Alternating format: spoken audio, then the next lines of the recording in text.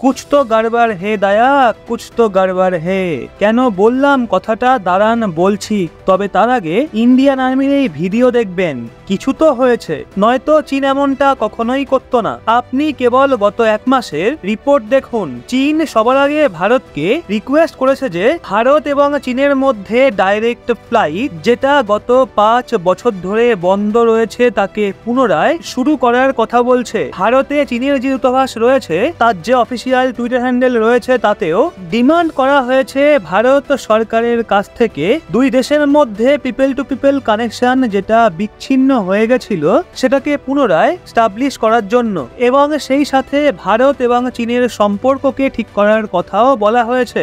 এছাড়াও ভারতের বিদেশ মন্ত্রী এস জয়শঙ্কর মহাশয় আসিয়ানের মিটিং এর জন্য গিয়েছিলেন, আর সেখানে ওনার সঙ্গে মিটিং হয়েছিল চীনের বিদেশ মন্ত্রী। দুজনের মধ্যেই কথাবার্তা হয়েছে, এবং চীনের বিদেশ মন্ত্রী আবারও বিশ্বের সম্মুখে ভারতের কাছে ডিমান্ড করেছে যে যেন ভারত চীন এবং ভারতের সম্পর্ককে আবারও নরমালাইজ করার চেষ্টা করে। এখন প্রয়োজন রয়েছে দুই দেশের মধ্যে সম্পর্ককে ঠিক করার, কিন্তু এমনটা হতো তার আগেই চীন একটা বড় বোকামি করে বসেছে। তো কি সেই বোকামি? আসলে চীন বলেছে ভারত এবং চীন সীমান্তে যে পরিস্থিতি হয়ে রয়েছে সেটা একই রকম থাকুক। এর মানে হলো যে ডেপসাং এবং ডেমচক এলাকা রয়েছে, আপনারা তাকে চীনেরই জায়গা বলে এখনো মনে করুন, যতদিন না পর্যন্ত এই বিষয়টা মিটমাট না হয়। একদিক দিয়ে চীনেটা বলছে যে ভারত যেন ডেপসাং এবং ডেমচক এই এলাকাগুলো থেকে নিজেদের আধিপত্য ছেড়ে দেয়, একভাবে যেন এই এলাকাগুলো অফিসিয়ালি চীনকে দিয়ে দেয়। কিন্তু ভারত বলেছে যা পরিস্থিতি রয়েছে তা আমরা একদমই অ্যাকসেপ্ট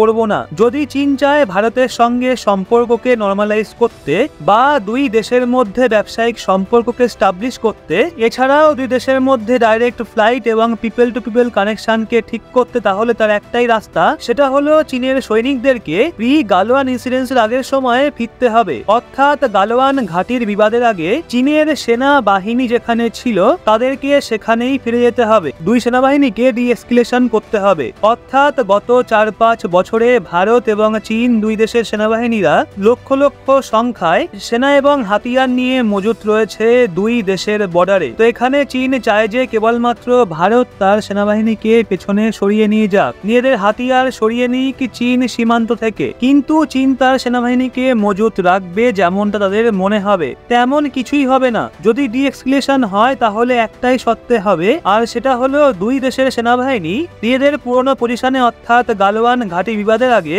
যেই পজিশনে ছিল তাতেই পুনরায় ফিরে যাক, নয়তো এছাড়া আর কোনো রাস্তা ডি-এসকেলেশনের হবে না। অবশ্যের সাথেই সবচেয়ে বড় প্রশ্ন উঠেছে যে চীন গত 2-3 মাস ধরে ভারতের ওপর এত কেন জোর দিচ্ছে সম্পর্ককে ঠিক করার জন্য। ভারতের সাথে চীন ভালো সম্পর্ক কেন আবার তৈরি করতে চায়, যেখানে অন্যদিকে আজ থেকে প্রায় কিছু মাস আগে চীন ভারতকে চোখ রাঙাচ্ছিল, নিজেদের একটা আলাদা অ্যাটিটিউড নিয়ে থাকতো, আর ভারতকে দুদিন ছাড়া ছাড়াই তাদের যে গ্লোবাল টাইমস রয়েছে সেটার মাধ্যমে হুমকিও দিত।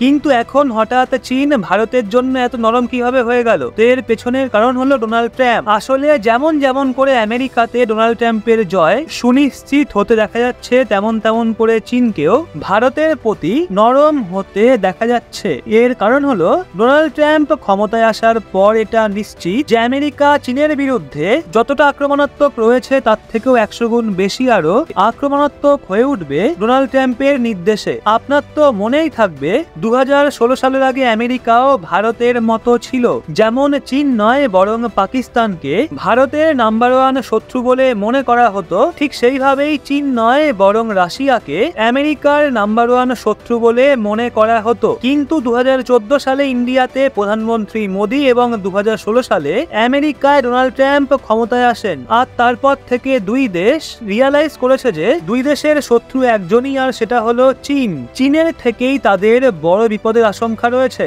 আর তখন থেকেই দুই দেশ আক্রমণাত্মক হয়ে উঠেছে চীনের বিরুদ্ধে, বিশেষ করে আমেরিকা। আমেরিকা তো চীনের বিরুদ্ধে ট্রেড ওয়ার শুরু করে দিয়েছিল, যার পরিণাম স্বরূপ চীন এখনো সেটা ভোগ করছে।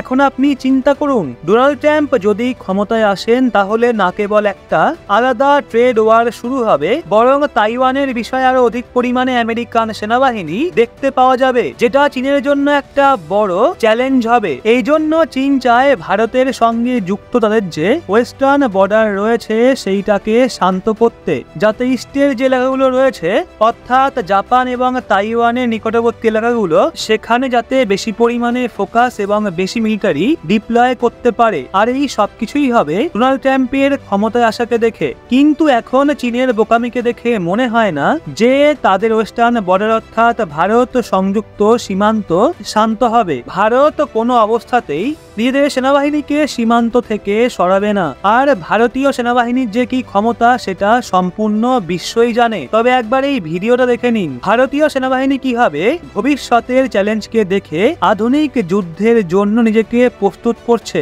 এখানে তাদের যুদ্ধে সঙ্গ দেওয়ার জন্য অত্যাধুনিক সিস্টেমও মজুত রয়েছে। ড্রোন এছাড়াও বিভিন্ন অ্যাডভান্স সিস্টেমের সঙ্গে সঙ্গে ভিডিওতে দেখতেই পাচ্ছেন একটা রোবোটিক ডগও সেনাবাহিনীর সঙ্গে যুদ্ধাভ্যাস করছে। এই রোবোটিক ডগের কাছেও একটা বন্দুক রয়েছে।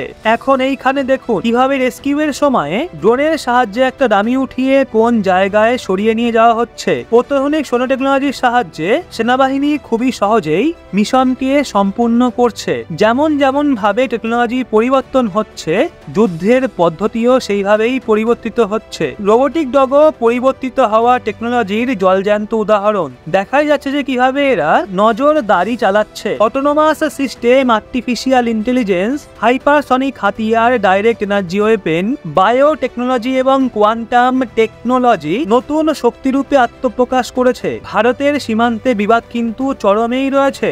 সেটা চীন হোক বা পাকিস্তান, সুযোগ পেলেই দেওয়ার চেষ্টা করবে বাস। সেই জন্য এই অবস্থায় ভারতও নিজেদেরকে মজবুত রেখেছে। আর আপনি যেই ভিডিওটা দেখছেন সেটা একটা টিজার মাত্র, ট্রেলার এবং পিকচার আসা এখনো বাকি আছে। তো বন্ধুরা, এই ফুটেজটা দেখে আপনার কেমন লাগলো?